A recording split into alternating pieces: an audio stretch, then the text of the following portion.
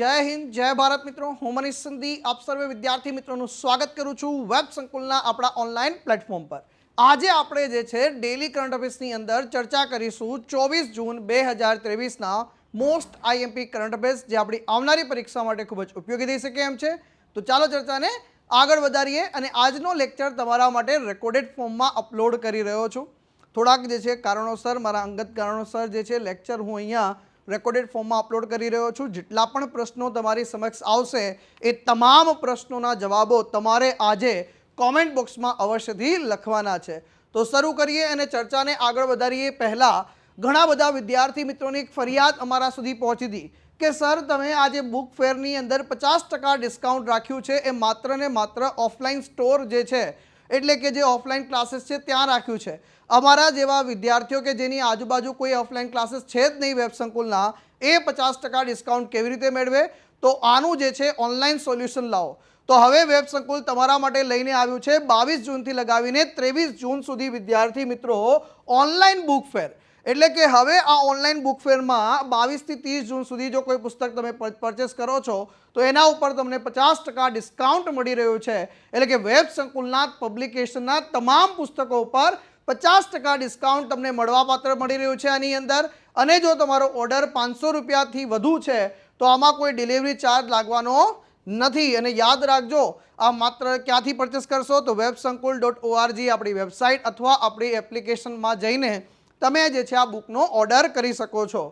ચલો શરૂ કરીએ। સૌથી પહેલો પ્રશ્ન તમારી સ્ક્રીન પર છે। તમને બધાને ખબર છે દિન વિશેષમાંથી ડેલી એક પ્રશ્ન તમારી સ્ક્રીન પર આવતો હોય છે અને આપણે એક વ્યક્તિ વિશેષનો પરિચય મેળવતા હોય છે। આવા જ એક વ્યક્તિ વિશેષના સંદર્ભમાં આપણા જીપીએસસીમાં પૂછાયેલો એક પ્રશ્ન પણ હું લઈને આવ્યો છું અને પછી આપણે વ્યક્તિ વિશેષનો પરિચય મેળવીશું। એટલે ચારમાંથી એક વ્યક્તિનો આપણે પરિચય મેળવવાનો છે। Ambulal Purani award, Omkarnath Thakur award, Maganbhai Desai award, Jay Bhikhu award, એટલે ગુજરાત સરકાર દ્વારા આપવામાં આવતા પુરસ્કારો લખેલા છે એ કયા ક્ષેત્રમાં આપવામાં આવે છે એ તમારે જે છે સાચું જે છે જોડાણ કરવાનું છે આની અંદર। તમને બધાને ખબર છે જય ભીખુ એવોર્ડ જે છે સાહેબ એ માનવ કલ્યાણના ક્ષેત્રે આપવામાં આવે છે, આ બધાને આપણને ખબર છે। એટલે કે એસ ની સાથે 1 આવશે તો એસ ની સાથે 1 વાળા જોઈએ તો આ બંને કેન્સલ થઈ ગયા। હવે અંબુભાઈ પુરાણી એવોર્ડ તમને બધાને ખબર છે રમત ગમત ક્ષેત્રે આપવામાં આવે છે, એટલે પી ની સાથે 3 આવશે તો યસ સાહેબ, પી ની સાથે 3 અહીંયા છે, એસ ની સાથે 1 થઈ ગયું સાહેબ, અહીંયા જે છે ખોટું થઈ ગયું, એટલે જવાબ આવશે એ। અને તમારે જે છે આનું યોગ્ય જોડકું નીચે કોમેન્ટ બોક્સમાં આ ચારે ચાર સામે લખવાના છે। ચલો તો હવે આજે આપણે કોનો પરિચય મેળવવાનો છે? પંડિત ઓમકારનાથ ઠાકુર વિશે જો છે નાનકડો પરિચય મેળવવાનો છે। આજે તારીખ છે 24 જૂન અને આજના દિવસે વર્ષ છે 1897નું સાહેબ। જહાજ એટલે પેલું બેસવાવાળું, જીવનમાં જહાજ નહીં, અને જીવનવાળા સાહેબ કે છે એમ જહાજ એટલે ખંભાતની અંદર, અને જે છે જિલ્લો ખેડામાં જે છે એમનો જન્મ થયો હતો સાહેબ। એક ગામનું નામ છે। ચલો અવસાનની વાત કરીશું તો 29 ડિસેમ્બર 1967ના રોજ સુરત ખાતે એમનું અવસાન થયેલું છે। આ ઉપરાંત આપણે વાત કરીશું એમનું પિતાનું નામ ગૌરીશંકર ઠાકુર, અથવા ઘણી વખતે લોકો ગૌરીશંકર પંડિત પણ લખતા હોય છે, તો એને પણ જરા ખાસ અહીંયા નોંધી લેજો તો આ પ્રકારની ગડબડ આપણે થાય નહીં। માતાનું નામ ઝવેરબા, શું હતું ભાઈ માતાનું નામ? ઝવેરબા જે છે એમની માતાનું નામ છે। તો આ એક સરસ મજાની માહિતી આપણે એડ કરી લઈશું અહીંયા। એ ઉપરાંત વાત કરીશું એમના દાદા વિશે। જીપીએસસી એક વખત પરીક્ષામાં એમના દાદા વિશે પણ વિધાન વાક્ય મૂકી દીધું કે એમના દાદા મહાશંકર ઠાકુર 1857ના વિપ્લવમાં નાના સાહેબ પેશવાના પક્ષે એમણે ભાગ લીધો હતો અને એટલા માટે જીપીએસસી આ પ્રશ્ન પણ અદ્ભુત રીતે પૂછી નાખ્યો તમને। ત્યાર પછી સંગીતની શિક્ષા એમણે ગ્વાલિયર ઘરાનાના વિષ્ણુ દિગંબર જે છે પુલસ્કર પાસેથી મેળવી હતી સાહેબ। ત્યાર પછી આગળ વધીએ તો લાહોરની ગાંધર્વ મહાવિદ્યાલયના તેઓ આચાર્ય બન્યા હતા સાહેબ। બનારસ હિન્દુ વિશ્વવિદ્યાલયના સંગીત વિભાગના પ્રથમ કુલપતિ પણ જે તેઓ રહ્યા, વિચાર કરો ભાઈ, પ્રથમ કુલપતિ બન્યા છે। આ ઉપરાંત એમના પુસ્તકો વિશે યાદ રાખજો, રાગ અને રસ, સંગીતાંજલિ, પ્રણય ભારતી એમના પુસ્તકો છે। તેમને સંગીત સમ્રાટ, સંગીત માર્તંડ અથવા આવી જે છે અલગ અલગ પદવીઓ પણ મળેલી છે। લાસ્ટ જીપીએસસીનું તમે પેપર જોશો વિદ્યાર્થી મિત્રો તો આ પ્રશ્ન અહીંથી લાસ્ટ જીપીએસસીના પ્રિલિમ પેપરમાં તમે જોશો તો આ સંગીત માર્ટન વિશે એમના વિશે પ્રશ્ન પૂછી નાખ્યો. તો આ બધી બાબતો જરા નોંધી લેજો. આ બધા જ જે છે ક્યાંક ને ક્યાંક જીપીએસસીમાં પ્રશ્ન પૂછાઈ ચૂક્યા છે. તો આ એક સરસ મજાની માહિતી જરા યાદ રાખજો. અહીંયા તમને જો ઇમેજમાં જોતા હશો સાહેબ આણંદ લખેલું છે. તો જ્યારે જન્મ થયો હતો ત્યારે તો ભાઈ આણંદ જિલ્લો હતો, પછી ખેડા જિલ્લો બન્યો છે. તો એ પણ સરસ મજાની માહિતી છે. તો ભારતના મહાન ગુજરાતી સંગીતકાર જે છે, એટલે ગુજરાતી સંગીતકાર હતા પણ ભારતના મહાનતમ સંગીતકાર તરીકે પ્રખ્યાતિ પ્રાપ્ત કરી એવા ગુજરાતી પંડિત ઓમકારનાથ ઠાકુર વિશે ગાંધીજી એમના વિશે શું કહે છે જરા સાંભળજો કે જે મારા અનેક ભાષણોથી હું કાર્ય નથી કરી શકતો તે પંડિતજીના એક ગીતથી જ થઈ શકે છે. એટલે કે એક વખત સભામાં કહે છે સાહેબ બધા લોકો બેઠા છે, મોટા મોટા લોકો કોંગ્રેસના બેઠા છે, બધા લોકો બેઠા છે, વિદ્વાન લોકો બેઠા છે, એમની વચ્ચે કહે છે કે સાહેબ પંડિતજી જે છે પોતાના ગીતથી જે કાર્ય કરી શકે છે એ મારા અનેક ભાષણો ન કરી શકે. એટલે કે યુવા લોકોના જે છે દિલમાં એક પ્રકારનું જે છે સ્વતંત્રતા વિશે જે છે ભાવ જગાવી શકે છે. ઇટાલીના સરમુખત્યાર બેનિટો એમિક્લેર એન્ડ્રિયા મુસોલિની જે છે, ધ્યાન રાખજો, એમના અનિદ્રાના રોગ જેને ઇન્સોમ્નિયા કહીએ છીએ, સંગીતના સુરો વડે દૂર કરનાર જે છે એવા મહાનતમ જે છે પંડિત ઓમકારનાથ ઠાકુરનો આપણે પરિચય મેળવવાનો છે. જરા ધ્યાનથી સાંભળજો. એમના પિતાનું નામ ગૌરીશંકર ઠાકુર હતું, માતાનું નામ ઝવેરબા. પંડિત વિષ્ણુ દિગંબર પાસેથી સંગીત પાસેથી જે છે એમણે શિક્ષા મેળવી અને ગ્વાલિયર ઘરાનાના જે છે ગાયક બન્યા હતા. કયા ઘરાનાના?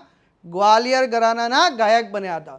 1916ની વાત છે. લાહોરની ગાંધર્વ મહાવિદ્યાલયના આચાર્ય તરીકે સેવાઓ આપે છે.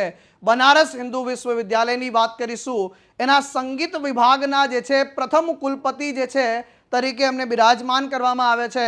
1919ની અંદર જે છે ભરૂચ પાછા આભરે છે અને પોતાની સંગીત શાળા ગાંધર્વ નિકેતનની જે છે સ્થાપના કરે છે. પોતાની સંગીત શાળા ગાંધર્વ નિકેતનની સ્થાપના કરે છે. કાલિદાસ કૃત મેઘદૂત અને શાકુંતલના અનુવાદ પણ એમણે કર્યા હતા સાહેબ. અને સંગીતાંજલિ જેવું પુસ્તક પણ એમણે આપેલું છે. તો એ પુસ્તક પણ ખાસ ધ્યાન રાખી લેજો. આ ઉપરાંત પ્રણવ ભારતી નામનું પુસ્તક પણ એમના જોડેથી આપણને પ્રાપ્ત થાય છે. 1938ની અંદર કરાચી ખાતે ગુજરાતી સાહિત્ય પરિષદની જે સંગીત વિભાગ છે એના જે છે અધ્યક્ષ તરીકે એમને બિરાજમાન કરવામાં આવે છે. 1953ની અંદર હંગેરીના બુડાપેસ્ટ ખાતે જે વિશ્વ શાંતિ પરિષદ જે છે યોજાય છે એમાં ભારતનું પ્રતિનિધિત્વ કોણે કર્યું હતું? પંડિત ઓમકારનાથ ઠાકુરજી દ્વારા કરવામાં આવ્યું હતું સાહેબ. અને ત્યાં એમણે જે છે આ વિશ્વ શાંતિ પરિષદની અંદર વંદે માતરમની જે અદ્ભુત સંગીત રેલાવ્યું સાહેબ. પોતાના સંગીતના સુરોની અંદર વંદે માતરમ ગાયું કે ત્યાં બધા જ લોકો જે છે એના સંગીતના સૂરમાં જે છે તાલે તાલ ઝૂમવા લાગ્યા સાહેબ. આવા મહાન સંગીતકારનું જે છે લકવાના હુમલાના કારણે જે છે 29 ડિસેમ્બર 1967ના રોજ એમનું ભરૂચ ખાતે અવસાન થયું હતું સાહેબ. એમને મળેલા સન્માનની વાત કરીશું તો 1955માં ભારત સરકાર તરફથી પદ્મશ્રી પુરસ્કાર, જરા નોંધજો, 1954માં પુરસ્કારની સ્થાપના કરવામાં આવે છે અને બીજા જ વર્ષે પદ્મશ્રી પુરસ્કારથી એમને સન્માનિત કરવામાં આવે છે. નેપાળના મહારાજા પણ એમના અદ્ભુત જે કહેવાય કે એટલા બધા ફેન હતા સાહેબ કે સંગીત મહોદય જે છે પુરસ્કારથી સન્માનિત કરે છે. કાશી વિશ્વવિદ્યાલય તરફથી એમને સંગીત સમ્રાટની પદવી જે છે પ્રાપ્ત થયેલી છે. 1943માં ગુજરાતી સાહિત્ય સભા દ્વારા રણજીત રામ સુવર્ણચંદ્રક આપણા ગુજરાતનો સર્વોચ્ચ સાહિત્ય પુરસ્કારથી સન્માનિત કરવામાં આવે છે. 1963માં વારાણસી હિન્દુ વિશ્વવિદ્યાલય તરફથી ડોક્ટરેટ ઓફ લિટરેચર્સની માનદ પદવી આપવામાં આવે છે. 1997માં જે છે ભારતીય ટપાલ વિભાગ દ્વારા આ સ્પેશિયલી એક ટપાલ ટિકિટ બહાર પાડવામાં આવે છે એમના સન્માનની અંદર સાહેબ. એમની ઉચ્ચ સિદ્ધિઓની માટે જે છે રવિન્દ્ર ભારતી તથા કાશી વિશ્વવિદ્યાલય તરફથી એમને ડોક્ટરેટની જે છે ડિગ્રી પ્રાપ્ત થઈ છે. સંગીત સમ્રાટ, સંગીત માટન જેવા જે છે એમને પદવીઓ લોકોએ જે છે ઉપનામ પણ આપ્યા છે. ખ્યાલના ગાયક છતાં જો ધ્યાનથી સાંભળજો, ધ્રુપદ અંગ તથા ઠુમરી અંગનું જે છે એમણે સફળ નિદર્શન કર્યું હતું સાહેબ, દિગ્દર્શન કર્યું હતું. ડાયરેક્ટર એટલે કે સંગીતનું જે છે દિગ્દર્શન કર્યું હતું સાહેબ. તેમના જોગી મત જા પહેલું સંગીત. બીજું મૈયા મોરી મેં નહીં માખન ખાયો રે, મૈયા મોરી મેં નહીં માખન ખાયો રે, રે દિન કેસે કટી હે, કનૈયા નાવ કરો મોરી પાર, આદિ ગીતો જે છે એમના ગીતો હતા સાહેબ. એ ખૂબ જ જે છે આખા પ્રચલિત થયા આખા ભારત દેશની અંદર સાહેબ. એક ગાય જો એમની કોઈ પરીક્ષામાં પૂછે પંડિત ઓમકારનાથ ઠાકોર શું હતા સાહેબ? શું ગાયક હતા? યસ, ગાયક હતા. લેખક હતા? હા. ગીતકાર હતા? હા. કવિ હતા? હા. સંગીતકાર હતા? હા. આચાર્ય હતા? હા. ભાષાશાસ્ત્રી હતા? હા. સંસ્કૃતવિદ હતા? હા. ધર્મજ્ઞ હતા? હા. વેદજ્ઞ હતા? હા. વિશ્વયાત્રી. તો આ એમની જે છે બહુમુખી પ્રતિભા આપણને જોવા મળે છે. અને આ પ્રકારનો ક્યારેક પ્રશ્ન પૂછાય તો ખાસ યાદ રાખી લો. આમ તો પ્રશ્ન નહીં પૂછાય, પણ કદાચ ક્યાંક એવો પ્રશ્ન પૂછી લે તો યાદ રાખી લેવું. ગુજરાત હિતૈષી એવા પંડિતજી જે છે એ ગુજરાતમાં સંગીત વિદ્યાપીઠની સ્થાપના થાય એવી એમની ઈચ્છા હતી. એ ઈચ્છા અધૂરી રહી ગઈ સાહેબ, અને એટલા માટે જે છે આપણે એમને હંમેશા માનીશું કે ભાઈ ગુજરાત સરકાર પણ થોડું ધ્યાન આપે અને એમની અધૂરી ઈચ્છા પૂરી થાય એવી આશા હું પણ રાખું છું. હવે મનીષ સંધી સ્પેશિયલમાં આપણે જે જોડકું પહેલાં જોયું એ જોડકા ઉપર નજર કરીશું. પહેલું અંબુબાઈ પુરાણી એવોર્ડની વાત કરીશું. ગુજરાત સરકાર દ્વારા પુરસ્કાર આપવામાં આવે છે તો ગુજરાત રાજ્યના રમતવીરને આપવામાં આવતો સર્વોચ્ચ રમતગમત પુરસ્કાર હોય તો એ અંબુબાઈ પુરાણી પુરસ્કાર છે સાહેબ. જરા ફોકસ કરજો હો મારા ભાઈ, ફોકસ કરતા રહેજો. તો આ જે પુરસ્કાર આપવામાં આવે છે ઓમકારનાથ ઠાકોર એવોર્ડ શેના ક્ષેત્રે આપવામાં આવે છે? તો ભારતીય સંગીત શિક્ષક, સંગીત શાસ્ત્રી અને હિન્દુસ્તાની શાસ્ત્રીય ગાયક જે છે પંડિત ઓમકારનાથ ઠાકોર, જેમને પદ્મશ્રી પુરસ્કાર આપવામાં આવ્યો હતો, અને કલાના ક્ષેત્રે ગુજરાતની અંદર જે છે આ પુરસ્કાર આપવામાં આવે છે. ત્યાર પછી આગળ વાત કરીશું મગનભાઈ દેસાઈ એવોર્ડ. તો મણિભાઈ ભીમભાઈ દેસાઈ ભારતીય સામાજિક કાર્યકર હતા. 1968માં ભારત સરકારે એમને પદ્મશ્રી પુરસ્કાર આપ્યો હતો. 1982માં મણિભાઈએ જાહેર સેવા માટે રેમન મેગ્સેસે એવોર્ડ પણ જે છે પ્રાપ્ત થયો હતો. અને શિક્ષણ ક્ષેત્રે આ પુરસ્કાર આપવામાં આવે છે આપણા ગુજરાતની અંદર સાહેબ. ત્યાર પછી છે જય ભીખુ એવોર્ડ. ગુજરાતી નવલકથાકાર, ટૂંકી વાર્તાના લેખક, ઐતિહાસિક નવલકથાઓ માટે ખૂબ જાણીતા હતા. એમણે પોતાના જીવનમાં 4 નિયમોનું પાલન કરવાનું નક્કી કર્યું હતું. પહેલું, ક્યારેય નોકરી કરવી નહીં. પિતા પાસેથી કોઈ મિલકત લેવી નહીં. પુત્રને કોઈ મિલકત આપવી નહીં. હું પણ મારા પિતા જોડે કોઈ મિલકત લેવાનું નથી, મારા પુત્રને પણ કોઈ મિલકત આપવી નહીં. અને લેખન દ્વારા પોતાનું જીવન નિર્વાહ કરવો અથવા કમાવો. આ પુરસ્કાર જે છે માનવ કલ્યાણ ક્ષેત્રે આપવામાં આવે છે. કયા ભાઈ? માનવ કલ્યાણ ક્ષેત્રે આપવામાં આવે છે. જરા આ એક સરસ મજાની માહિતી જરા અહીંયા નોંધી લેજો ભાઈ. ચલો હવે જઈએ ભાઈ આ વ્યક્તિ વિશેષનો પરિચય. 4 એવોર્ડની પણ ચર્ચા થઈ ગઈ. વિચાર કરો, એક તો આપણે વ્યક્તિ વિશેષ પણ કવર કરી લીધા, 4 પુરસ્કાર પણ કવર કરી લીધા. હવે હાલમાં જ કયા રાજ્યની સરકારે લોકોને મફત કાનૂની સહાય પૂરી પાડવા માટે કયા રાજ્ય સરકારે LADCS સિસ્ટમ લાગુ કરી છે? આના વિશે આપણે ડિટેલમાં ચર્ચા કરીશું. પહેલા પ્રશ્નનો જવાબ કોમેન્ટ બોક્સમાં લખજો. તો જવાબ આવશે એમાં ઉત્તર પ્રદેશની સરકારે આવું કાર્ય કર્યું છે. ઉત્તર પ્રદેશનું જ્યારે પણ નામ આવે ત્યારે યાદ રાખજો લખનઉ એનું પાટનગર છે. જોડે જોડે કોઈ પૂછી લે કે small industrial development bank of ઇન્ડિયાનું હેડક્વાર્ટર ક્યાં છે? તો સિડબી બેંકનું હેડક્વાર્ટર લખનઉ ખાતે આવેલું છે. અહીંયા ઉત્તર પ્રદેશના જે રાજ્યપાલ છે એ કોણ છે સાહેબ? તો આનંદીબેન પટેલજી છે. કોણ છે?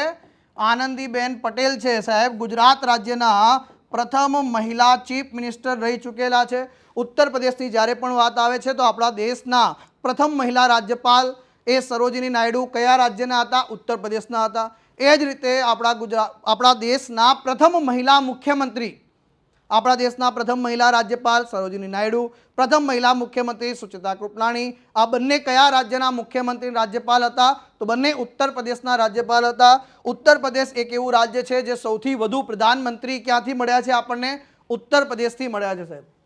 યોગી આદિત્યનાથજી અત્યારે હાલ ત્યાંના મુખ્યમંત્રી છે, હંમેશા ચર્ચામાં રહે છે.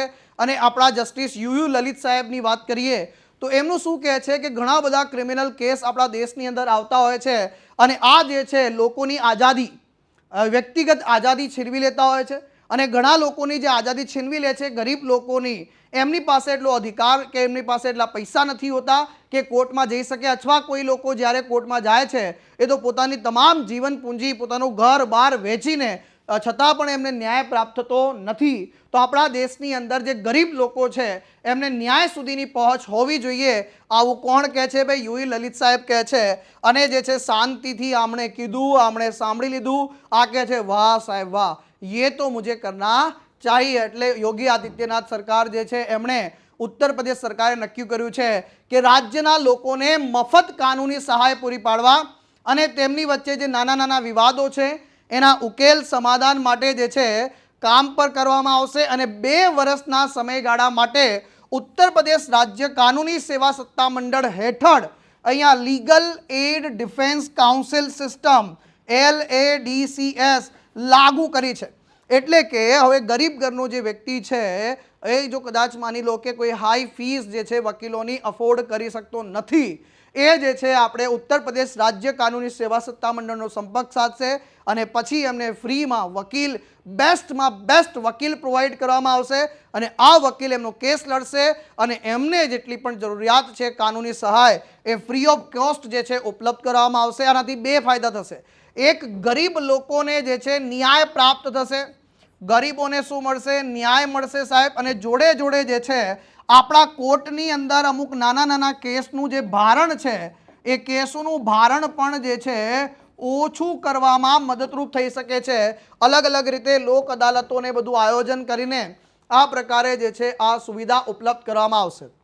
હવે આ legal add defence council service લાગુ કરવા પાછળ સરકારનો મુખ્ય ઉદ્દેશ્ય તમને આપણે જેમ વાત કરી એ આ ઉપરાંત જે છે આની અંદર કોને કોને લાભ મળશે? તો પીડિત મહિલાઓને લાભ મળશે.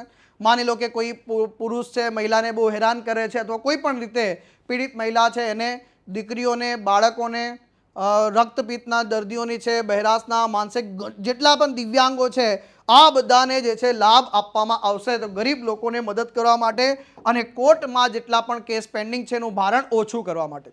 આ તો વાત થઈ ગઈ કરંટની છે. પણ તમને બધાને ખબર છે કે આપણા લેક્ચરની હંમેશા એક ખાસિયત રહી છે. એક ખાસિયત શું રહી છે કે આપણે જે છે સિલેબસને જે છે શોધી કાઢીએ છીએ. જ્યારે પણ કોઈ ટોપિક ચર્ચામાં આવે છે આપણે સિલેબસને આમ શોધી કાઢીએ છીએ અને સિલેબસ સાથે રિલેટ કરીએ છીએ. તમને ખ્યાલ હશે રાષ્ટ્રીય કાનૂની સેવા સત્તા મંડળ, જેને ટૂંકમાં આપણે કહીએ છીએ નાલસા. નાલસા જે છે આ ઓર્ગેનાઇઝેશન તમારા માટે ખૂબ મહત્વપૂર્ણ છે સાહેબ. જો તમે ક્લાસની તૈયારી કરતા હો તો પણ, જીપીએસસીની તૈયારી કરતા હો તો પણ, બાબતે કયું અથવા કયા વિધાન અથવા વિધાનો સાચા છે આ પ્રશ્નનો જવાબ તમારે નીચે કોમેન્ટ બોક્સમાં લખવાનો છે અને પછી જ આનું સોલ્યુશન જોવાનું છે. આનો ઉદ્દેશ્ય સમાન તકના આધારે સમાજના જેટલા નબળા વર્ગો છે એમને મફત અને સક્ષમ કાનૂની સેવાઓ પ્રદાન કરવાનો છે. એવું નહીં કે ભાઈ આપણે એમને મફત સેવા આપીએ છીએ ગમે તેવો વકીલ આપીએ, નહીં. બેસ્ટમાં બેસ્ટ લોયર એને આપવામાં આવે છે. સમગ્ર દેશમાં કાનૂની કાર્યક્રમો અને યોજનાઓ અમલમાં મૂકવા માટે રાજ્ય કાનૂની સેવા સત્તાધિકારીઓ માટે એક માર્ગદર્શિકા બહાર પાડે છે નાલસા. આ ઉપરાંત national legal services authority of India, જેને આપણે કહીએ છીએ નાલસા. શું કહીએ છીએ માય ડિયર ફ્રેન્ડ?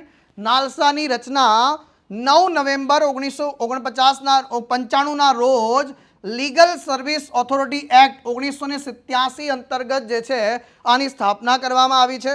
તો આમાં કયા વિધાનો સાચા છે? ફક્ત 1 અને 2, 2 અને 3, 1 અને 3 કે ઉપરોક્ત તમામ? તો સાહેબ આની અંદર જવાબ આવશે ઉપરોક્ત તમામ વિધાનો કેવા છે? સાચા છે. તો અહીંયા ધ્યાનથી સાંભળજો. હવે ભાઈ અત્યારે હાલ આપણા દેશના 50મા નંબરના ચીફ જસ્ટિસ ઓફ ઇન્ડિયા કોણ છે? જસ્ટિસ ડીવાય ચંદ્રચૂડ સાહેબ છે સાહેબ. અને અહીંયા જ્યારે પણ આપણે નાલસાની વાત કરીએ છીએ તો ચીફ જસ્ટિસ ઓફ ઇન્ડિયા જે છે પિક્ચરમાં આવી જાય છે. અહીંયા શબ્દ જો પેટ્રોન ઇન ચીફ, આની વેબસાઇટ પર, નાલસાની વેબસાઇટ પર જજો. આના વિશે વાત કરીએ પહેલા રાષ્ટ્રીય કાનૂની સેવા સત્તા મંડળ નાલસા વિશે જે છે આપણે એક નાનકડો પરિચય મેળવી લઈએ. તો અહીંયા આની રચના 9 નવેમ્બર 1995 વાત સાચી છે. આનો એક કાયદા અંતર્ગત જે છે આની રચના કરવામાં આવેલી છે.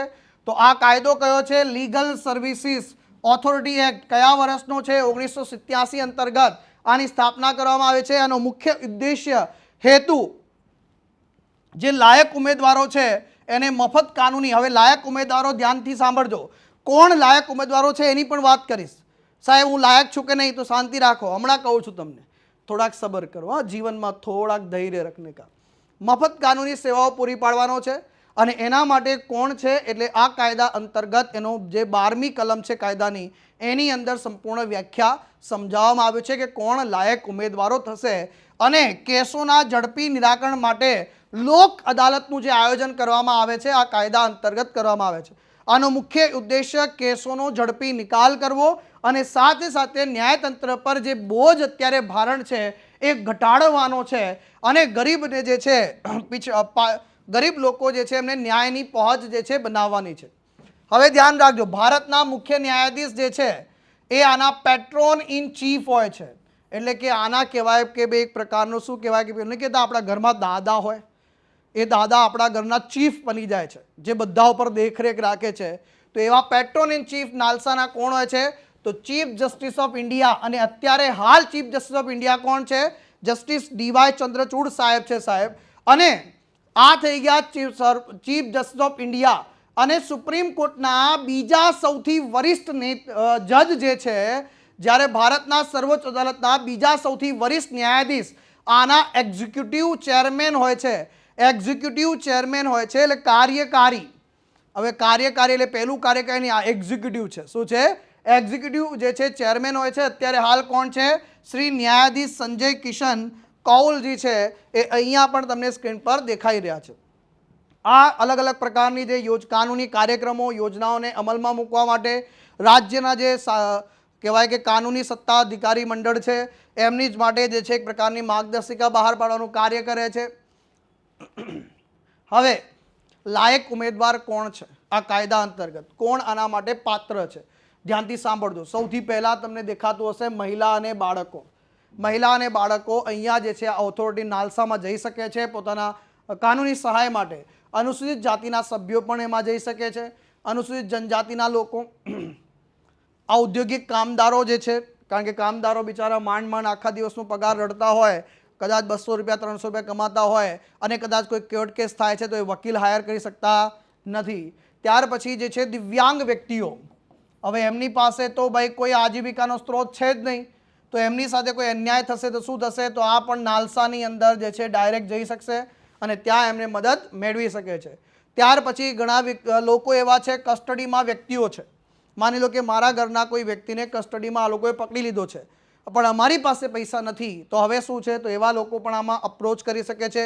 માનવ તસ્કરીનો ભોગ બનેલા લોકો પણ જે છે આમાં પાત્ર ગણાશે. કુદરતી આફતોમાં જે છે, હવે કુદરતી આફત તમને ખ્યાલ છે કે હાલમાં આપણું બીપર જોઈ આવ્યું, એની અંદર જે છે કુદરતી આફત આવી, કોઈ વ્યક્તિને જે છે પૈસાનો લાભ મળવાનો, એટલે કે ભાઈ સરકારે અનાઉન્સમેન્ટ કર્યું કે આ જે નુકસાન થયું છે એના બદલામાં આટલા પૈસા આપી રહ્યા છે, પણ એમને પૈસા મળ્યા નથી. અને પછી જે આ પ્રકારની જે છે કહેવાય કે એમના અધિકારોનું હનન થઈ રહ્યું છે, એમની સાથે કહેવાય પ્રકારનું નાઇન્સાફી થઈ છે, તો એના માટે પણ એ જે છે અરજી કરી શકે છે.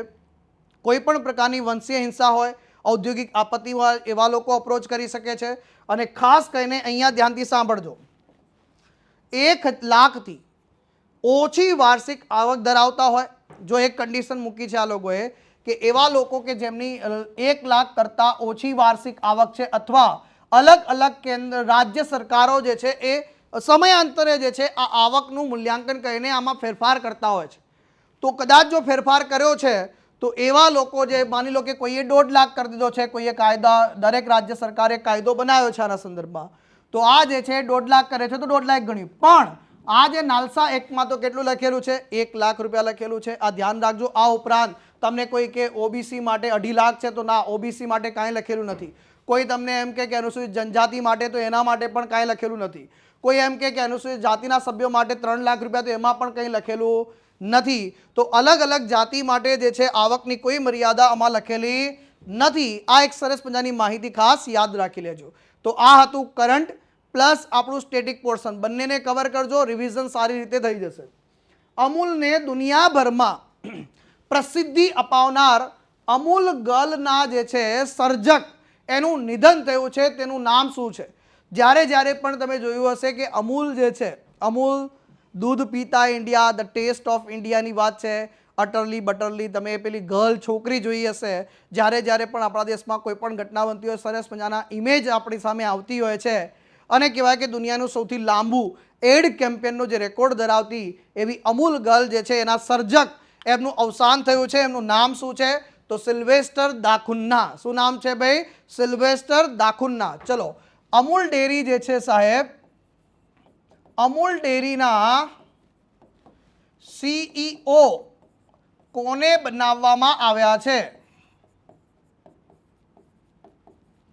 આ જવાબ જે લોકો ડેલી કરંટ અફેર સારી રીતે અટેન્ડ કરે છે એ બધા જ વિદ્યાર્થી મિત્રો કોમેન્ટમાં જવાબ આપશે. જે લોકો ડેલી કરંટ અફેર સારી રીતે અટેન્ડ કરે છે, જેમને ખ્યાલ છે કે મનીષ સરે આ કરાવેલું છે, જવાબ આપશે મને. ચલો ભાઈ, અહીંયા આવશે સફેદ લાલ ટપકાવાળું એક ફ્રોક. આ જે છે અમૂલ ગર્લ રડતી જોઈ રહી છે, કારણ કે આને જન્મ આપનાર, એકચ્યુઅલી એના સર્જક એટલે આમને જન્મ આપનાર એમના પિતાશ્રી એમણે ગુમાવ્યા છે. જેમ મેં મારા પિતાશ્રી હાલમાં ગુમાવ્યા છે, એમ આમણે પણ એના સર્જકને ગુમાવ્યા છે. આ જે છે તો આ બધાને ખ્યાલ હશે, બબલી અમૂલ ગર્લની આંખોમાં આંસુ છે, કારણ કે એના પિતા ગુમાવ્યા છે. 1966ની અંદર 1966માં અમૂલ ગર્લને જન્મ આપનાર સિલ્વેસ્ટર ડાકુન્ના જે છે એમનું અવસાન થયું છે, જેમને ફાધર ઓફ અમૂલ ગર્લ તરીકે પણ ઓળખવામાં આવે છે. એડ ગુરુ તરીકે પણ એમને ઓળખવામાં આવે છે. સાહેબ 80 વર્ષની ઉંમરે એમનું અવસાન થયું છે. એમણે જેટલી પણ એડ્સ બનાવી છે એ સાહેબ અદ્ભુત બની છે, લોકોના દિલમાં રાજ કરે છે સાહેબ. તો આ જે છે એ કલ્પનાથી અમૂલની અટરલી બટલરી છોકરીને જે છે જન્મ આપ્યો હતો. વિશ્વની સફળ જાહેરાતોમાંની એક ગણાય છે, જે રેકોર્ડ ધરાવે છે. આ એવી જાહેરાત છે કે હજી સુધી સાહેબ ક્યારે જૂની થઈ નથી. કંઈક વખતે નવું નવું જે છે લઈને આવી જતા હોય છે સાહેબ. તો આ સરસ મજાની માહિતી જે છે યાદ રાખી લેજો ભાઈ. તો વિશ્વભરની અંદર આ એડ ગુરુ તરીકે ફેમસ થયેલા, તો યાદ રાખજો, ડિઝાઇન કરી, પરંતુ તેમને અમૂલ દ્વારા વાસ્તવિક જે છે પોતે ડિઝાઇનર હતા, એડ બનાવતા હતા, પણ એ અમૂલથી એમને એક અલગ ઓળખ મળી. જાહેરાત વેચાણને પ્રસાર માટેની જે છે અમૂલ ગર્લ એડનું નિર્માણ એમણે કર્યું હતું. આર્ટ ડિરેક્ટર યુસ્ટેસ ફર્નાન્ડિસ દ્વારા બનાવવામાં આવેલ અમૂલ ગર્લ જે છે એમાં ડાયરેક્ટર ડિઝાઇનર પોતે હતા સાહેબ. એની ટેગલાઇન જે બહુ ફેમસ બની, અટરલી બટરલી ડિલેશિયસ. શું છે? અટરલી બટરલી ડિલેશિયસ એ લોકપ્રિય બની હતી. આ કાર્ટૂન માત્ર બ્રાન્ડ પૂરતું મર્યાદિત ન હતું, પરંતુ એના રાજકીય નિવેદનો વખતે ઘણી વખતે સોરીને બધું તમે જુઓ છો ને, એ જ પ્રકારે આ પણ જ્યારે જ્યારે આપણા દેશમાં સર્જિકલ સ્ટ્રાઇક થઈ ત્યારે પણ આ આવી ગયા હતા. એટલે એક પ્રકારનું જે છે રોચક માહિતી જે છે આ કનેક્ટિંગ રાખ્યું છે. અમૂલ ગર્લની ઝુંબેશની શરૂઆત 3 વર્ષ પછી જે છે ગેરસેન અને સિલ્વેસ્ટર ભાઈઓ જે છે 1969માં અમૂલ ગર્લ સાથે ડાકુલ્લા કોમ્યુનિકેશનની શરૂઆત કરી, જે હજી પણ ક્રિએટિવ કાર્ટૂન બનતા રહે છે અને ચાલુ રહે છે અત્યાર સુધી ભાઈ. આ જાહેરાત ઝુંબેશનો જે કેચ ફ્રેઝ હતો, કેચ ફ્રેઝ એટલે કે મુખ્ય ટેગલાઇન અટલી બટલી ડિલેશિયસ જે છે એ સિલ્વેસ્ટર સાહેબની જે પત્ની હતી સાહેબ નિશા દાખુન્ના જે છે એના દ્વારા રજૂ કરવામાં આવ્યો હતો. વિચાર કરો સાહેબ, મહિલાએ રજૂ કર્યો હતો સાહેબ.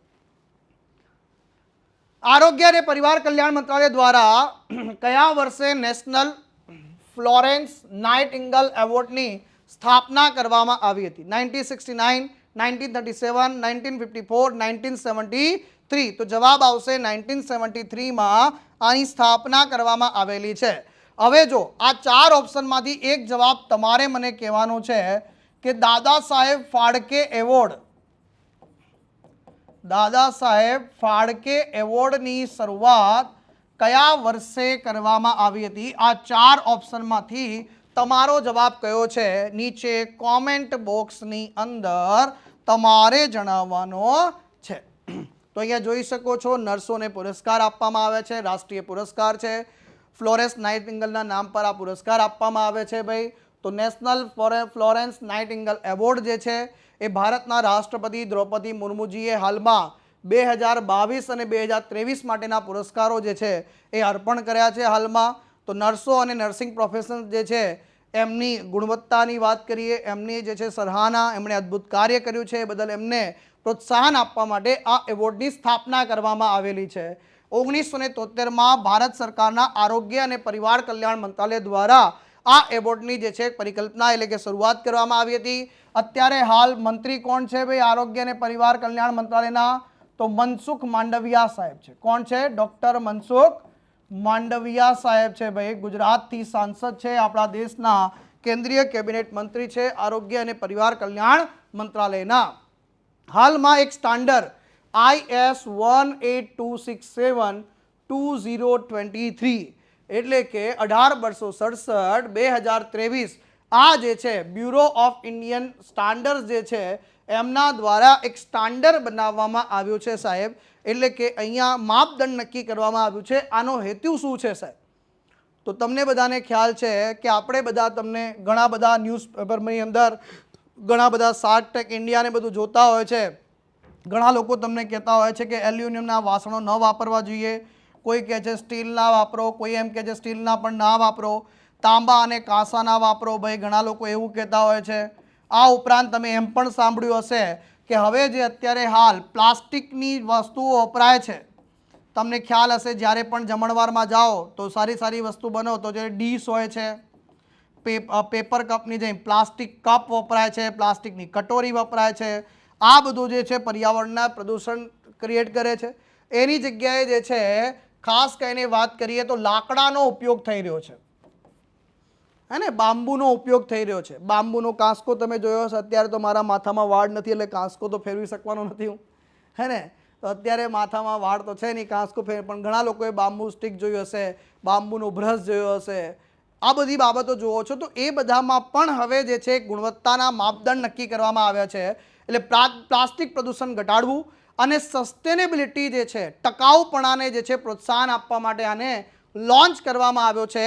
તો બ્યુરો ઓફ ઇન્ડિયન સ્ટાન્ડર્ડ્સ દ્વારા અહીંયા તમે જોઈ શકો છો સર્વિંગ સસ્ટેનેબિલિટી એટલે ટકાઉપણાને પ્રોત્સાહન આપવા માટે આપણે 18/267/2023 જે છે, એટલે કે જે ખાવાની વસ્તુઓ તમે જોવા છો કે ફૂડ યુટેન્સિલ સર્વિસ, એટલે કે તમે જે ખાવાનું બનાવો છો પછી એને સર્વ કરવામાં આવે છે, વહેંચવામાં આવે છે, એના માટે જે આપણે વાસણોનો ઉપયોગ કરીએ છીએ એના માટે અમુક માપદંડો નક્કી કરવામાં આવ્યા છે. અને એ માપદંડો જે છે એટલે કે કૃષિ બાય પ્રોડક્ટમાંથી, એગ્રી બાય પ્રોડક્ટમાંથી જે વાસણો બનાવવામાં આવી રહ્યા છે એના માટે જે છે એક પ્રકારના માપદંડો નક્કી કરવામાં આવે છે. એમાં કહેવામાં આવ્યું છે કે છોડ અને વૃક્ષના યોગ્ય ભાગોનો જ આની અંદર ઉપયોગ કરવો જોઈએ, જે ભાગોનો ઉપયોગ ન કરવાનું હોય એને ન કરવું જોઈએ સાહેબ. આ ઉપરાંત hot pressing, cold pressing, moulding, સીવણ જેવી ઉત્પાદન તકનીકોનો ઉપયોગ કરી શકાય છે. તીક્ષ્ણ કિનારીઓ વિના સરળ સપાટીઓના ઉપયોગ પર અહીંયા ભાગ મૂકવામાં આવ્યો છે, કારણ કે આમાંથી જે વાસણો બનતા હોય છે તીક્ષ્ણ કિનારી હોય છે અને ધ્યાન રાખવાનું. આ ઉપરાંત એના ઉપર ઘણી વખતે તમે પેલું પેપર કપ જોયું હશે. પેપર કપની અંદર ઘણી વખતે તમે ચાલુ ક્વોલિટીના પેપર કપ જુઓ તો એની અંદર સ્મેલ આવતી હોય છે. એ સ્મેલ જે છે રસાયણોના કારણે આવતું હોય છે અને ચિપકાવવા માટે રસાયણોનો વપરાશ થાય છે. તો અહીંયા એ રસાયણોના ઉપયોગ પર, રેઝિન ઉપર અહીંયા જે છે પ્રતિબંધ મૂકવાની વાત કરી રહ્યું છે. તો એ પણ અહીંયા ધ્યાન રાખવાની જરૂર છે, કારણ કે પ્લાસ્ટિકનો ઉપાય તો લઈ લીધો પણ પછી આપણે બધા શું કરતા હોય છે, વસ્તુઓ સસ્તી બનાવવા માટે પછી એની અંદર પણ ભેળસેળ ચાલુ થઈ જતી હોય છે. તો એને રોકવા માટે આ માપદંડો નક્કી કરવામાં આવ્યા છે. સંરક્ષણ સહયોગ અને નવીનતા વધારવા માટે ભારત અને યુનાઇટેડ સ્ટેટ્સ દ્વારા શરૂ કરવામાં આવેલી એક પહેલનું નામ શું છે? તો ભારત અને અમેરિકા વચ્ચે હાલમાં આપણા દેશના પ્રધાનમંત્રી મોદી સાહેબ અમેરિકા ફરવા ગયા છે. એમનો પહેલો પોતાનો પોલિટિકલ કહેવાય એક પ્રકારનો કે પ્રવાસ છે સાહેબ. આની પહેલાં તો અંગત ગયા હતા પણ હવે પોલિટિકલ પ્રવાસમાં પહેલી વખત ગયા છે. અહીંયા એક નવી ઇનિશિયેટિવ પહેલ લોન્ચ કરવામાં આવી છે. લીંબુ નહીં હો, અહીંયા જવાબ તમારે કોમેન્ટ બોક્સમાં આપવાનો છે. જવાબ આવશે એની અંદર ઇન્ડસ એક્સ, ઇન્ડિયા, યુએસ અને એક્સ. ધ્યાન રાખજો ભાઈ, જોડાણ. તો ભારત અને અમેરિકા વચ્ચે જે છે, ભારત યુનાઇટેડ સ્ટેટ્સ, જો ભારત આવી ગયું, યુનાઇટેડ સ્ટેટ્સ આવી ગયું, ડિફેન્સ એક્સલરેશન ઇકોસિસ્ટમ જેને ટૂંકમાં ઇન્ડસ એક્સ નામ આપવામાં આવ્યું છે. વોશિંગ્ટન ડીસી અમેરિકા ખાતે આને પહેલને લોન્ચ કરવામાં આવી છે સાહેબ. આ જે છે ઇનોવેશન ફોર ડિફેન્સ એક્સલન્સ આપણી જે આઈડેક્સ પહેલ છે અને અમેરિકાનું જે સંરક્ષણ મંત્રાલય છે એ બંનેની જે છે આ સંયુક્ત પહેલ છે. ભારતની અંદર મેક ઇન ઇન્ડિયાને પ્રોત્સાહન આપવાની વાત છે અને ભારત અને અમેરિકાની વચ્ચે સંરક્ષણ સહયોગને વધારવાનું છે. લેમુઆ, હવે જો આ એક તો પહેલ થઈ ગઈ, આના પહેલા જે છે એક બીજો શબ્દ છે લેમુઆ. આ લેમુઆનો અર્થ શું છે? તો logistic exchange memorandum of agreement. આ કયા બે દેશ વચ્ચેનો છે? તો ભારત અને અમેરિકા. કયા બે દેશ વચ્ચેનો છે? ભારત અને અમેરિકા વચ્ચેનો. ક્યારે કરવામાં આવ્યો? તો 2016માં આ કરાર કરવામાં આવેલો હતો સાહેબ. આમાં માનવતાવાદી મિશનો છે, આપણા જે પોર્ટ છે, આની અંદર સંયુક્ત જે છે ભાગીદારી માટે આને શરૂ કરવામાં આવેલું છે. ત્યાર પછી છે કોમકાસા, એટલે કે કમ્યુનિકેશન કમ્પેટેબિલિટી સિક્યોરિટી એગ્રીમેન્ટ જે છે ભારત અને અમેરિકા વચ્ચે કયા વર્ષે? તો 2018માં થયેલો છે. બંને દેશોના સશસ્ત્ર દળો વચ્ચે સુરક્ષિત આંતર સંચાર પ્રણાલીની સુવિધા જે છે આમાં ઊભી કરવામાં આવી છે. તો ઘણી વખતે પરીક્ષામાં પૂછી લે કે નીચે આપેલી કઈ પહેલો ભારત અને અમેરિકા વચ્ચેની છે? એમાં તમને જે છે આગળ ઇન્ડુસ મૂકી દે, કોમકાસા મૂકી દે, લેમુઆ મૂકી દે. એટલે 3 નામ લખી દે, પછી કે ભાઈ ફક્ત 1, ફક્ત 2, ફક્ત 3 અને ઉપરોક્ત તમામ, તો એ વખતે આપણને જવાબ આવડવો જોઈએ. ચાલો, યુએસ ચીપ જાયન્ટ માઇક્રોન એક કંપની છે જે ચીપ બનાવે છે સાહેબ, અને તમને ખ્યાલ હશે કે ચીપની બાબતની અંદર ચીન છે પણ અમેરિકા પણ એટલું આગળ છે સાહેબ. કયા રાજ્યમાં સેમિકન્ડક્ટર એસેમ્બલી એટલે ભેગું કરવું અને ટેસ્ટ પ્લાન્ટ સ્થાપવા જઈ રહ્યો છે, અને આ ભારતનો પહેલો છે, ભારતનો પ્રથમ, અને એ પણ કયા રાજ્યની અંદર? તો સાહેબ ગુજરાત રાજ્યની અંદર. કયા રાજ્યની અંદર? ગુજરાત રાજ્યની અંદર. તો અમેરિકન ચીપ મેકર કંપની છે માઇક્રોન, એ ભારતમાં એનો પહેલો સેમિકન્ડક્ટર પ્લાન્ટ સ્થાપવાની જે છે સત્તાવાર જાહેરાત કરવામાં આવી છે. આ પ્લાન્ટ માટે કંપની 2 તબક્કામાં જે છે $825 મિલિયન એટલે કે 6,700 કરોડનું રોકાણ કરશે સાહેબ. આ ભારતનો પહેલો પ્લાન્ટ એ પણ ગુજરાતની અંદર બનવા જઈ રહ્યો છે. 2024માં જે છે અંત સુધીમાં કાર્યરત થઈ જશે. ગુજરાતમાં 5,000 નોકરીઓનું જે છે સર્જન આના થ્રુ કરવામાં આવશે સાહેબ, આ પ્લાન્ટ થકી થશે. આ એક નવો સેમિકન્ડક્ટર એસેમ્બલી અને ટેસ્ટ પ્લાન્ટ હશે, જેમાં કેન્દ્ર સરકાર અને ગુજરાત સરકારની મદદથી આ પ્લાન્ટમાં કુલ રોકાણ જે છે 2.75 બિલિયન એટલે કે 22,540 કરોડ સુધી આની અંદર પહોંચવાનો છે. આ ચીપ આપણા દેશમાં બનતી થઈ જશે, અને પછી જે ચીન ઉપર નિર્ભરતા છે એમાં ઘટાડો થઈ જશે. તમને ખ્યાલ હશે કે થોડાક સમય પહેલાં જો કદાચ તમે 4 વ્હીલર બુક કરાવી હોય તો એ તમને એક બહાનું બધા આપતા હતા કે ભાઈ ચીપ નથી આવતી, એટલા માટે જે છે તમને વેઇટિંગ પીરિયડ લાંબો આપવામાં આવે છે. તો હવે આ બધી ચીપો આપણા દેશની અંદર બનશે, આપણું જે નિર્ભરતા છે એ ઓછી થઈ જશે સાહેબ.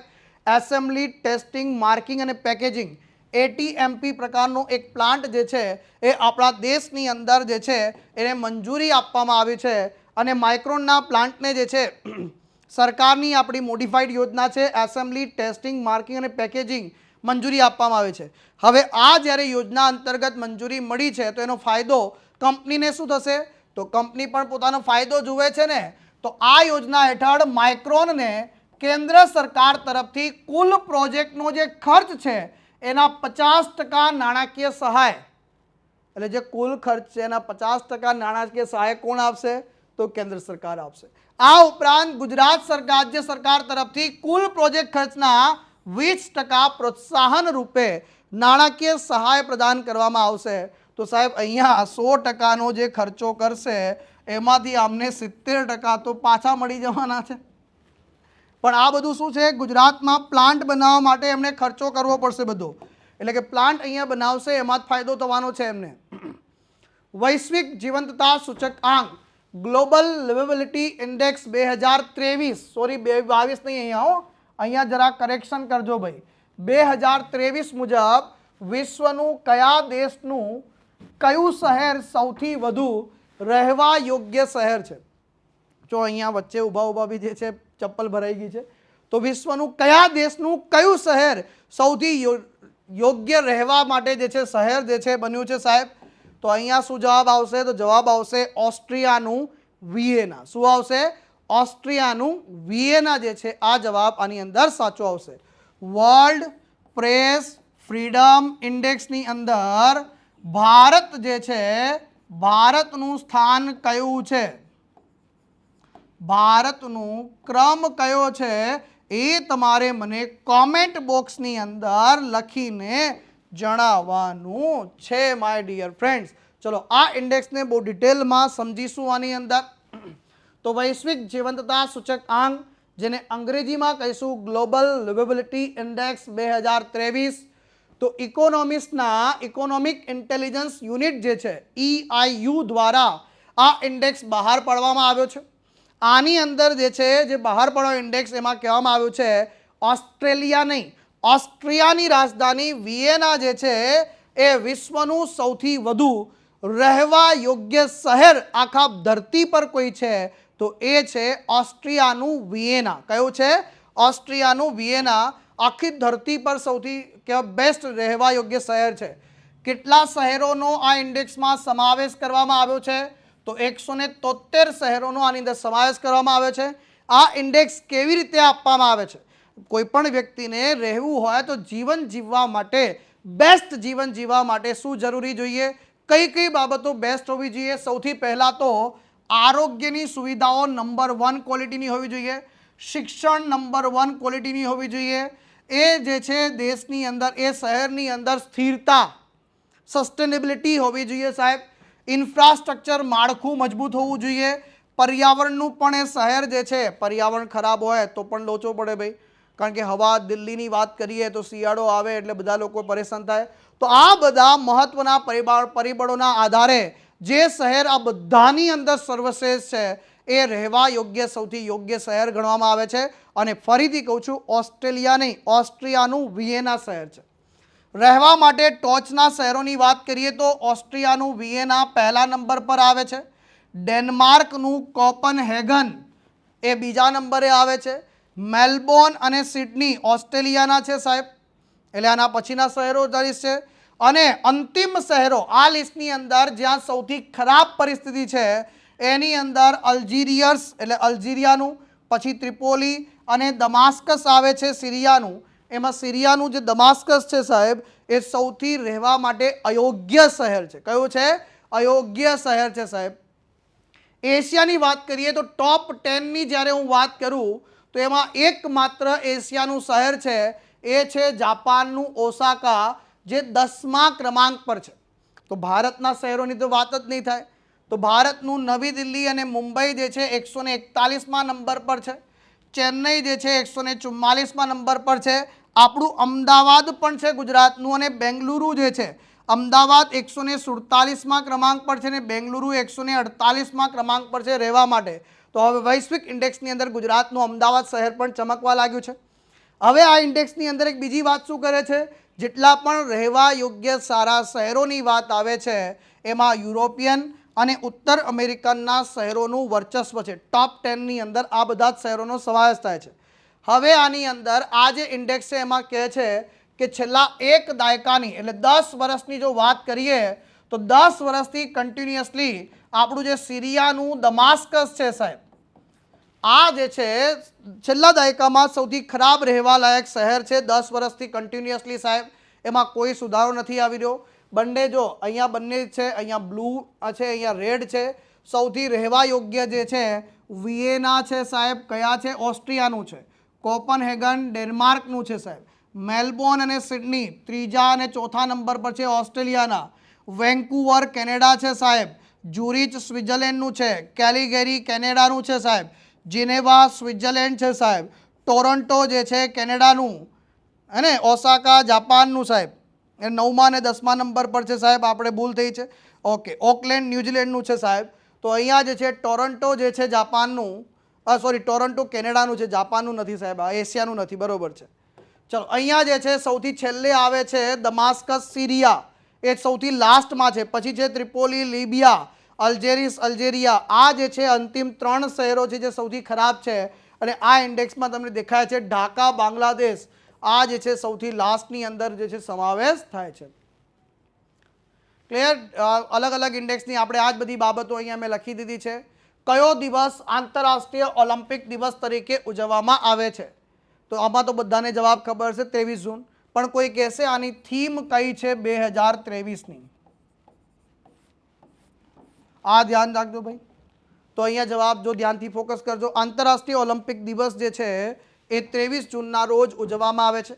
1948થી આ દિવસની ઉજવણી કરવામાં આવે છે. એના 3 મૂલ્યો છે ઓલિમ્પિકના. એક છે શ્રેષ્ઠતા, આદર અને મિત્રતા. યાદ રાખજો, શ્રેષ્ઠતા, આદર અને મિત્રતા જે છે એના 3 મૂલ્યોને ઉજાગર કરવા માટે આ ઉજવવામાં આવે છે. Let's move. શું છે આની થીમ?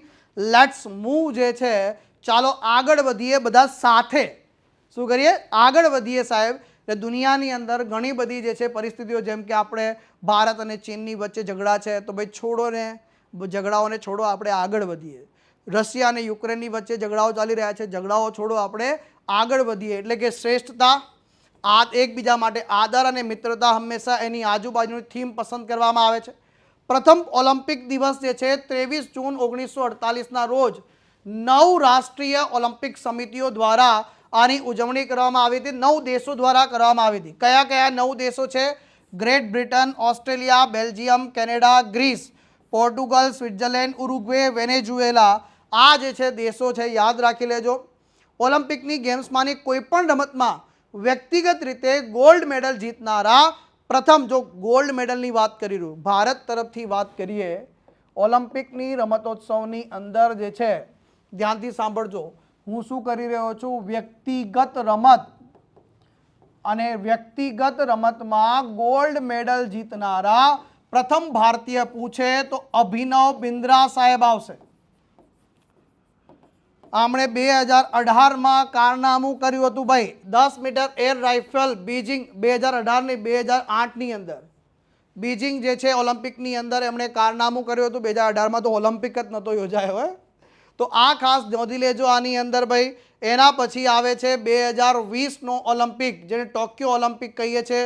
2021માં આનું આયોજન થાય છે અને 7 ઓગસ્ટ 2021નો આ ઐતિહાસિક દિવસ, આને આપણે રાષ્ટ્રીય એથ્લેટિક્સ દિવસ, રાષ્ટ્રીય ભાલાફેંક દિવસ તરીકે ઉજવીએ છીએ. અને અહીંયા ભારતના જે છે નીરજ ચોપડાજી, એમણે શું કર્યું હતું, કઈ રમતમાં, ભાલાફેંક રમતની અંદર ગોલ્ડ મેડલ જીતીને આવ્યા. એટલે વ્યક્તિગત ગોલ્ડમાં બીજા નંબરનો, પણ ભાલાફેંક રમતમાં પહેલો છે. આ પણ સરસ મજાની માહિતી જરા યાદ રાખી લેશો, ધ્યાનથી સાંભળજો. તો આ સ્ટોકહોમ આંતરરાષ્ટ્રીય ઓલિમ્પિક સમિતિનું જે 41મા નંબરનું સત્ર હતું, એમાં આઈઓસીના સભ્ય હતા GRSA, એમની વાત કરીશું તો એમણે વિચાર રજૂ કર્યો હતો કે આપણા જે આદર્શ મૂલ્યો છે એની ઉજવણી માટે એક દિવસની ઉજવણી કરવી જોઈએ. એના માટે 23 જૂન પસંદ કરવાનું કારણ શું હતું સાહેબ, તો 23 જૂન 1894ના રોજ પેરિસના સોર્બોન ખાતે જે છે આંતરરાષ્ટ્રીય ઓલિમ્પિક સમિતિની સ્થાપના કરવામાં આવી છે, એટલા માટે 23 જૂન પસંદ કરવામાં આવ્યું છે.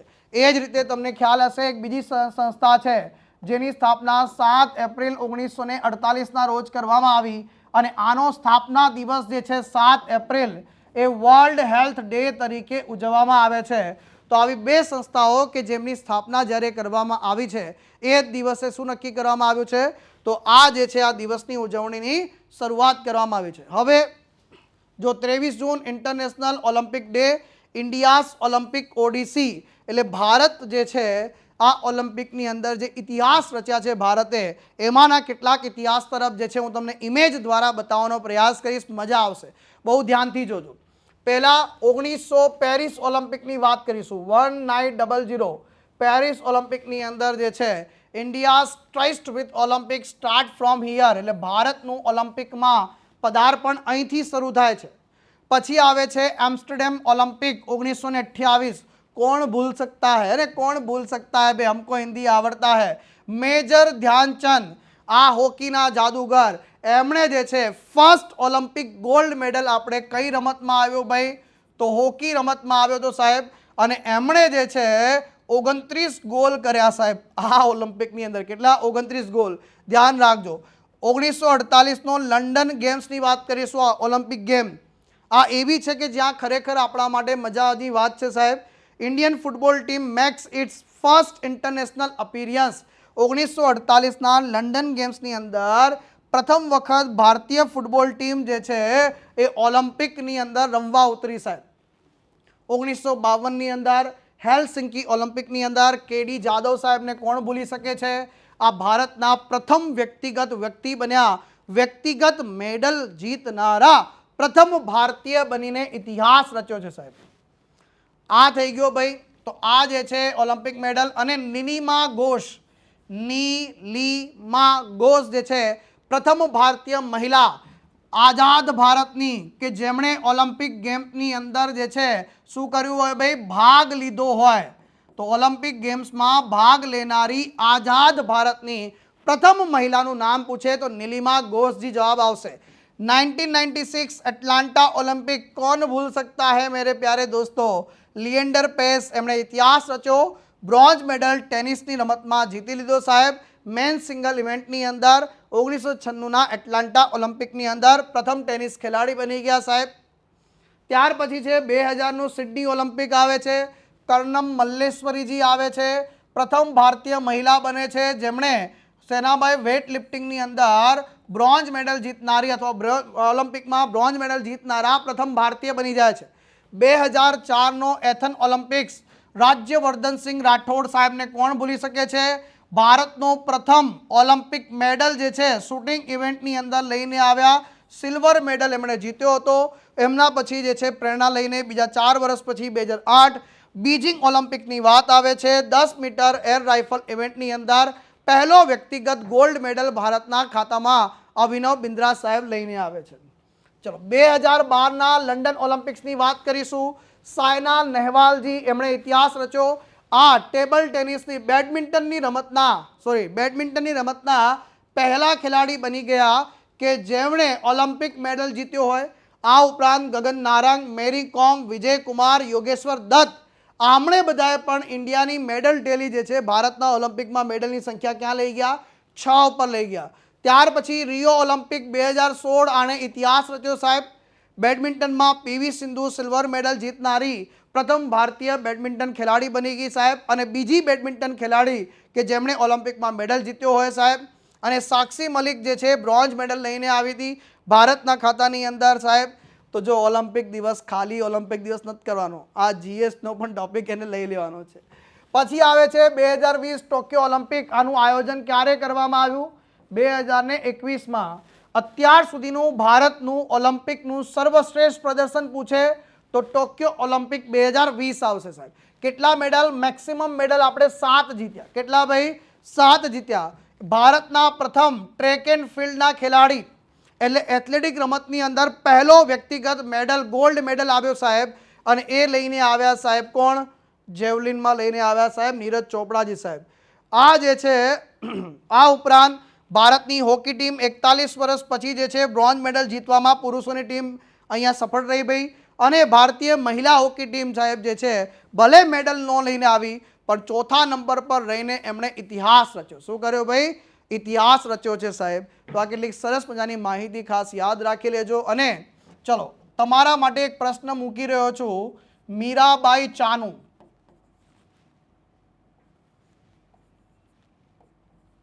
ચલો આને રહેવા દો, આ પ્રશ્નને આપણે અહીંયા રહેવા દઈએ છીએ. હું પૂછી રહ્યો છું ભાવિના પટેલ વિશે પ્રશ્ન. ભાવિના પટેલ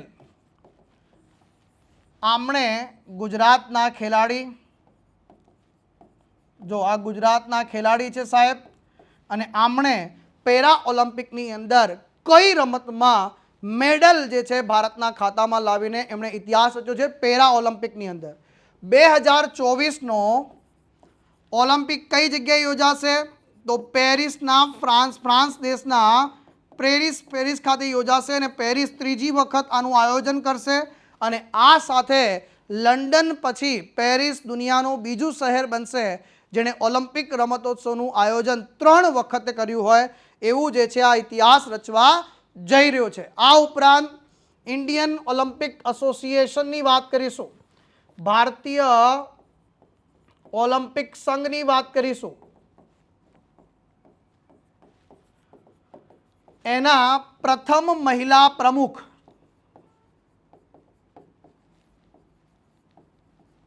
કોણ બન્યા છે?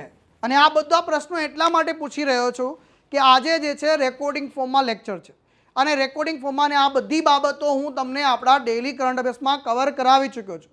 જે લોકો નવા છે ચિંતા ન કરતા, તમે પણ ધીરે ધીરે daily current affairs regularly follow કરશો તો આ બધા જ પ્રશ્નો તમને ઓટોમેટિકલી તૈયાર થઈ જશે સાહેબ. અને પછી જે છે આગળ વધીએ. વન લાઇનર કરંટ અફેર્સનો આપણો જે ઇસ્યુ ચાલે છે હે ને, આમાં જે છે સૌથી પહેલો વન લાઇનર આવી ગયો છે આપણી સ્ક્રીન પર કે ભારતીય સેનાએ પૂર્વી લદ્દાખમાં એક વિશાળ સૈન્ય કવાયતનું આયોજન કર્યું, અગ્નેસ્ત્ર વન. તો અગ્ન્યાસ્ત્ર વન જે છે એનું આયોજન હાલમાં કરવામાં આવ્યું. સ્કાયટ્રેક્સ 2023 વર્લ્ડ એરલાઇન એવોર્ડની જાહેરાત કરવામાં આવી, જેમાં સ્ટાર એરલાઇન્સને જે છે વિશ્વની શ્રેષ્ઠ ગઠબંધનવાળી એરલાઇન ડિક્લેર કરવામાં આવી છે. આ ઉપરાંત હોકી મધ્યપ્રદેશની વાત કરીશું. હાલમાં જ ઓડિશાના Birsa Munda hockey international stadium ખાતે જે છે ચંદીગઢને હરાવીને એમણે 13મી હોકી ઇન્ડિયા જુનિયર પુરુષોની નેશનલ ચેમ્પિયનશિપ જે છે જીતી લીધી છે. આ પણ જરા યાદ રાખવાનું છે. ત્યાર પછી ઇફકોની તમને ખ્યાલ હશે, Indian farmers fertiliser cooperative limited જે છે એ ભારતમાં સ્વદેશી રીતે શું બનાવ્યું છે? તો નેનો યુરિયા બનાવ્યું છે. અને નેનો યુરિયા જે છે પ્રથમ વખત આની નિકાસ કરવામાં આવી રહી છે. વિચાર કરો, વી આર એક્સપોર્ટિંગ કયા દેશને? તો યુએસએ ને આપણે નિકાસ કરી રહ્યા છે સાહેબ આપણે. ત્યાર પછી હસમુખ અઢિયા સાહેબને જે છે ગિફ્ટ સિટી લિમિટેડના ચેરમેન તરીકે નિયુક્ત કરવામાં આવ્યા છે અને ગિફ્ટ સિટીના જે છે ગાંધીનગરમાં ભારતની પ્રથમ smart city Gujarat international finance tech city વિકસાવવા માટે જવાબદાર છે. હવે આમને કોનું સ્થાન લીધું છે? તો સુધીર માંકડના બદલે જે છે એમને નિયુક્ત કરવામાં આવ્યા છે. National internet exchange of India, ધ્યાન રાખજો, નિક્સી પરીક્ષામાં પૂછી લે, નિકી નથી પૂછ્યો, નિક્સી પૂછ્યું છે. એણે 19મી જૂનના રોજ પોતાનો 20મો સ્થાપના દિવસની ઉજવણી કરી છે સાહેબ. આની સ્થાપના ક્યારે કરવામાં આવી હતી? તો સાહેબ 19 જૂન 2003ના રોજ જે છે આની સ્થાપના કરવામાં આવી હતી સાહેબ. તો આ કેટલીક બાબતો ખાસ યાદ રાખી લેજો. અને હવે આગળ વધુ એ પહેલાં રિફર અને અર્ન પ્રોગ્રામ, આશા રાખું છું બધાએ આનો યોગ્ય લાભ લીધો હશે સાહેબ. આ રિફર અને અર્ન પ્રોગ્રામની અંદર તમને 50% જે છે ડિસ્કાઉન્ટ મળવા પાત્ર રહે છે. પોતાના પ્રોમો કોડની મદદથી તમે તમારા મિત્રને 50% ડિસ્કાઉન્ટ જે છે મળી શકે છે. અને સાથે સાથે જો તમે તમારો પ્રોમો કોડ એની જોડે શેર કર્યો છે તો તમારા મિત્રને 50% ડિસ્કાઉન્ટ અને તમને 15% જે છે અહીંયા રિવોર્ડ મળવા પાત્ર છે. યાદ રાખજો, આની ઓફર 30 જૂન 2023 આનો અંતિમ દિવસ છે. આનો લાભ લેવાનું ચૂકતા નહીં. તો આ હતા આપણા બહુ અદ્ભુત આજના દિવસના કરંટ અફેર્સ, સાથે સાથે વ્યક્તિ વિશેષ, અને આને આપણે જે છે આપણા સિલેબસ સાથે લિંક કરવાનો પણ પ્રયાસ કર્યો છે. મળીશું આપણે નેક્સ્ટ લેક્ચરની અંદર. પણ આગળ વધુ એ પહેલાં જો તમને પણ આ લેક્ચર ગમ્યો હોય, આ કન્ટેન્ટ ગમ્યું હોય તો આને જે છે આપણા મિત્ર વર્તુળની અંદર શેર કરજો, લાઈક કરજો અને નીચે કોમેન્ટ બોક્સની અંદર તમારા પ્રતિભાવો પણ અવશ્યથી જણાવજો. જય હિન્દ, જય ભારત.